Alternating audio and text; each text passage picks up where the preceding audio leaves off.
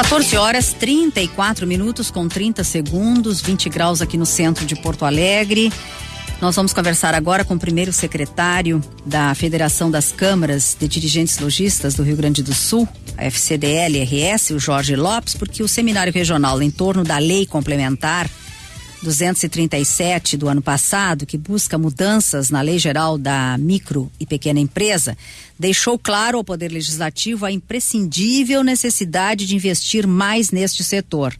De 6 anos para cá, 83,7% dos novos empregos no Brasil foram gerados pelas micro e pequenas empresas. E a federação participou, esteve presente no debate, defendendo a redução de tributos aos lojistas gaúchos. Boa tarde, Jorge.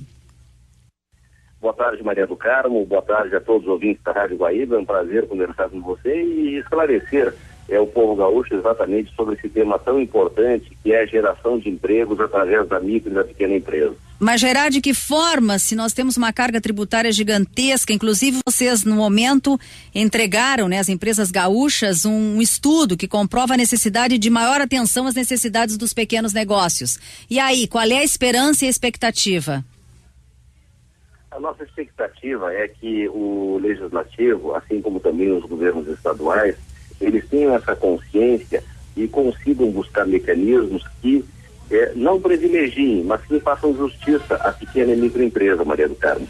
A microempresa, como você mesmo destacou, hoje, nos últimos anos, foi aqui responsável por mais de 80% da geração de novos empregos no país.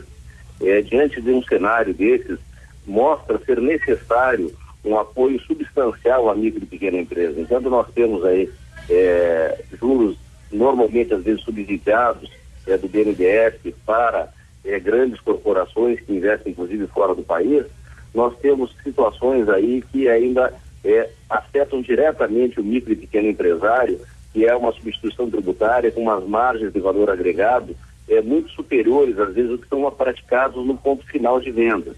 Isso aí tira a possibilidade do pequeno e microempresário competir com as grandes redes de varejo e dessa maneira aí, tendo que às vezes aí diminuir funcionários, tendo que quitar a sua capacidade produtiva e diminuindo aí a geração de empregos no país. Então, é necessário urgente que se faça uma ampla reflexão nos poderes constituídos para que nós possamos apoiar cada vez mais a pequena economia, porque essa pequena economia é aquela que ela é um pouco familiar ou às vezes um pouco mais que familiar. É aquela que são 4, 5 pessoas, 10 pessoas trabalhando dentro de uma empresa. E esse empresário, normalmente, ele não tem aí um aparato tributário com juristas acompanhando e necessitando desse acompanhamento para poder, então, competir e diminuir, às vezes, tributos que o grande varejista consegue fazer, usando, às vezes, até mesmo os artifícios da lei. Então, nós precisamos ter um tratamento diferenciado. O presidente Vítor Augusto Kó tem trabalhado muito forte em torno disso aí, tem buscado, inclusive, junto ao governo do Estado, que sejam realizadas licitações adequadas para o micro e pequeno empresário. São aquelas compras que são feitas não nos municípios, gerando dinheiro, que o dinheiro permaneça dentro dos municípios, gerando mais emprego nas cidades mesmo de origem. Então, todo esse tipo de trabalho que a Federação da CDL tem desenvolvido e que nós temos certeza que deveremos ser ouvidos aí pelos parlamentares para que a gente faça essa mudança na legislação. Eu estava vendo, Jorge Lopes, essa pesquisa do Sebrae Nacional, que inclusive foi apresentada durante o encontro, Somente 3% dos micro e pequenos empresários querem reduzir seus empregados, 3%. Olha, veja, 77% das empresas querem manter o seu número de funcionários, 20% querem aumentar ainda mais o número de funcionários e o governo dele imposto nas costas do micro e pequeno empresário brasileiro. Exatamente, nós temos algumas situações aí que nós temos um passivo tributário para o pequeno e microempresário que se torna totalmente inadequado e daqui a pouco vai acabar fazendo com que muitos pequenos empresários que às vezes adquiriram seu patrimônio ao longo da vida comprometam o seu patrimônio com passivos aí fiscais e tributários impagáveis. Então o presidente Vítor apresentou na semana passada ainda para o governo do Estado uma solicitação também de um refis, aonde dilatasse para o pequeno e microempresário para 120 meses de pagamento, porque o pequeno e microempresário é o que mais paga as suas contas, por causa que o crédito e a credibilidade deles são aquilo que está acima de tudo. São pessoas que moram nos próprios municípios, são aquelas pessoas que se dedicam ali a sua vida para desenvolver o seu trabalho e gerar empregos ali para aquelas pessoas que normalmente são ou familiares ou pessoas já que ele considera como da família. E nós temos um passivo aí tributário e fiscal gerado por essas divergências e essas inconsistências da legislação extremamente grande. Então é necessário todo um tratamento diferenciado desde esse passivo até que se crie também mecanismos aonde se possa a micro e pequena empresa, Maria do Carmo, se tornar mais competitiva. E você mesmo destacou, 3% somente dos micro e pequenos empresários dizem que ele reduzir gente. Por quê? Porque antes ele tem um compromisso social.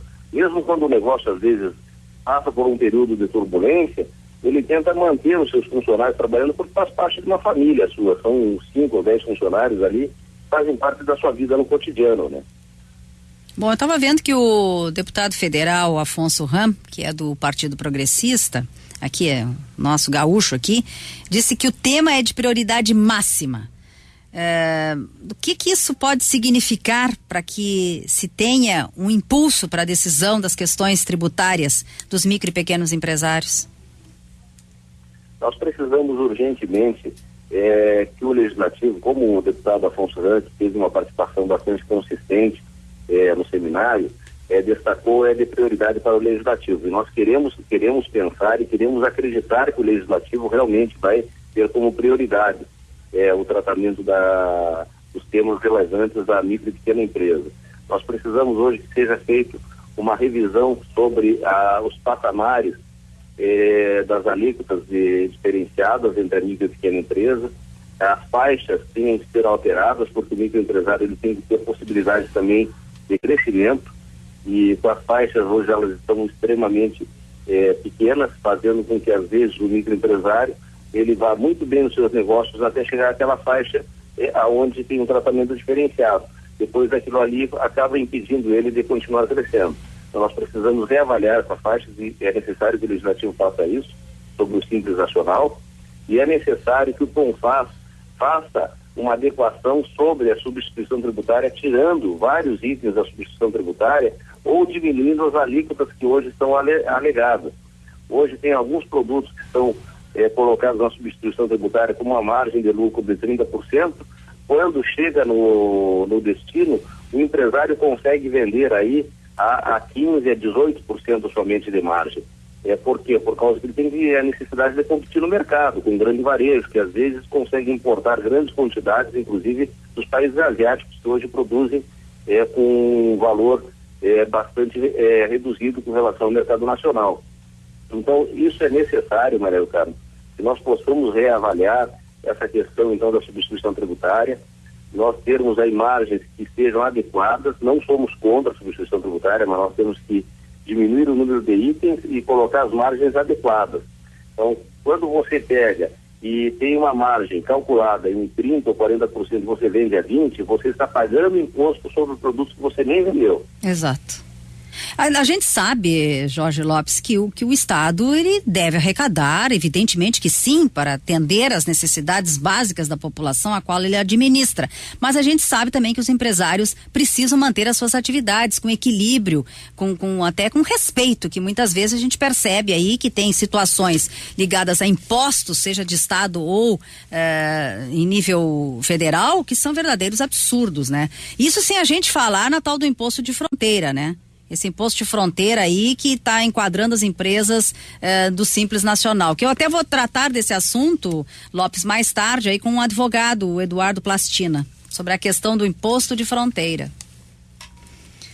O imposto de fronteira é outro tema que a Federação da CDL sempre se manifestou contrária, e hoje está buscando uma negociação junto ao governo do Estado para que nós possamos desonerar desse imposto de fronteira, principalmente produtos que hoje não são fabricados no Estado. Claro. Então, o imposto de fronteira ele tem como objetivo criar aí uma proteção à indústria gaúcha, mas ao mesmo tempo ele foi dimensionado para alguns produtos que também não são produzidos no Estado do Rio Grande do Sul. E mesmo assim eles estão sendo pagos, esse imposto de fronteira. deixando então o micro e pequeno varejista em desvantagem com a grande rede. Como eu te falei, a grande rede, ela tem uma vantagem que quando ela compra, essa diferencial da alíquota de fronteira, ela se acredita quando vai pagar o seu tributo. E o micro e pequeno empresário, ele tem que absorver como custo. Claro. Então, como ele paga a alíquota total no Simples, ele tem que assumir como custo. Então, a Federação das CDLs, através do presidente Vitor Có, tem negociado com o secretário Dilton Medeiros sobre diminuir o número de produtos que estão inseridos no imposto de fronteira, de forma que nós manter a proteção da indústria gaúcha, mas extrair produtos que hoje não são produzidos aqui no Rio Grande do Sul. Claro.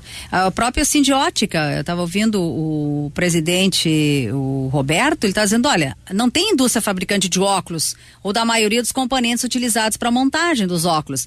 E em compensação aí, as micro e pequenas empresas do setor estão sofrendo uma incidência de imposto que onera em até 13%. E o governo não está querendo ceder nisso aí, né? O governo não aceitou esse decreto legislativo aí da Assembleia e está questionando pesado. Mas olha, Jorge, muito obrigada. Esse assunto, inclusive, aí do imposto de fronteira, como eu te disse, mais tarde no programa estarei tratando com o coordenador de uma área tributária de escritório aqui de advogados, o Eduardo Plastina. Obrigada, Jorge. Um abraço, hein? Obrigado, Maria do Carmo. Um grande abraço e uma ótima semana a todos. Obrigada a ti também, primeiro secretário da Federação das Câmaras de Dirigentes Lojistas do Rio Grande do Sul, FCDL, o Jorge Lopes. Intervalo comercial, estamos aqui no centro de Porto Alegre com 20 graus, 14 horas 46 minutos. Guaíba Revista.